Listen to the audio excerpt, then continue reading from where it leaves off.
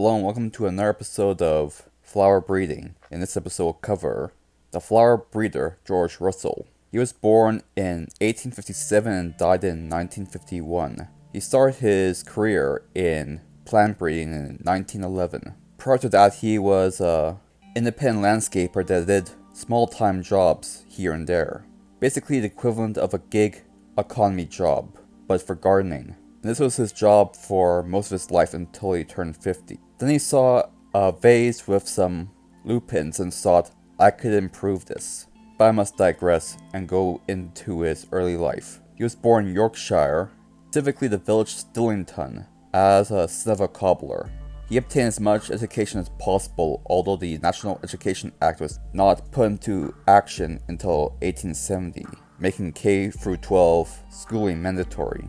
After he exited school, he worked for Black House, a key nursery in York, known for selling tropical plants, alpine plants, and fruit trees, as well as several other hardy plants. After his apprenticeship, he moved to England to work for Pennell's, another successful nursery. He married and took a wife and moved back to York.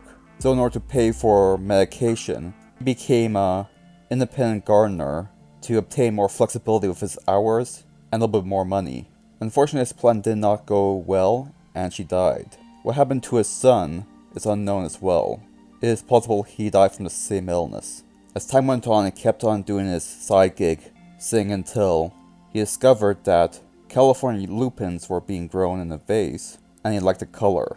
During his spare time, he also worked on crossbreeding columbines as a hobby, so he already had some knowledge regarding crossbreeding. During this time, he never remarried or took another wife, but he formed a friendship with his neighbor Miss Heard, who took care of his housekeeping, and he returned the favor by taking care of her ailing son, eventually taking him under his wing.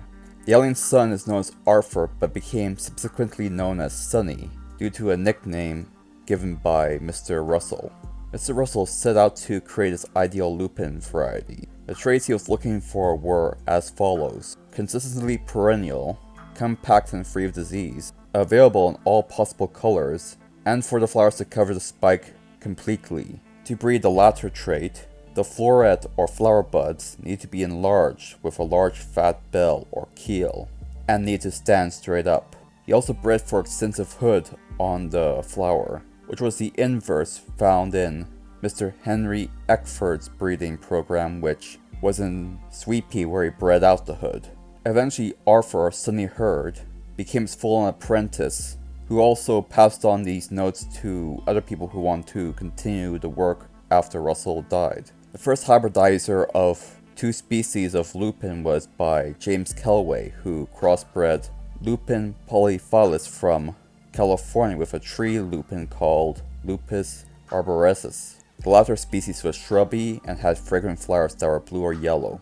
In 1909 as well, Backhouse sold also a great many species such as Lupus albococcus nanus, Lupus crocoshanki, Lupus hardwicki, Lupus hydris, Lupus mutabilis, and Lupus nanus, as well as Lupus sulphurus. These plants had red and white flowers, dark blue and white flowers, royal blue flowers, scarlet with white tips flowers, rose apricot flowers, blue and white flowers, and golden bronze flowers respectively.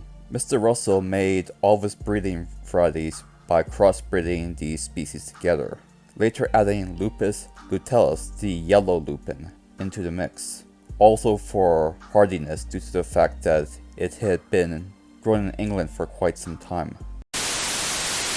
Over a period of time, up until the mid-1930s when he was over 80, Mr. Russell continued to breed and further refine the varieties he had developed. Eventually he formed an agreement with a nurseryman called James Baker of Cotsall, who decided to buy the entire genetic line, and hired Sonny as the chief breeder of this new company. The culmination of World War II and Russell's death in 1951 more or less ended the lupin mania of that era. Mr. Baker died, and the company was reorganized by a new group of people with fixed ideas and no interest in making improvements in the lupin species, and the remaining stock plants were neglected and became infected with cucumber mosaic virus. Another individual tried to take over the company, but due to inertia, he gave up on this prospect. Instead, this gardener bought another nursery, and eventually bought what was left of the Baker's division, alongside several other nurseries to try to continue the refinement of the lupin species and Russell's lupin cultivars.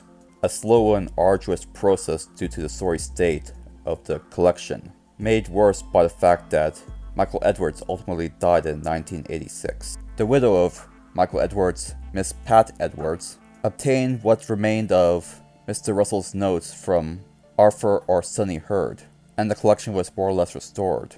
And Miss Edwards continued the breeding lines as well as running the business. To this day, what happened to the nursery in the intervening years is unknown, as I'm unable to find any websites or catalogs regarding this on the internet. I can only assume that the nursery eventually disappeared, but to this day the Russell's type lupins are still amongst the most popular type of lupin grown in many parts of the world, which just proves that anyone can leave behind a wonderful legacy. And that about covers everything. Thank you for watching.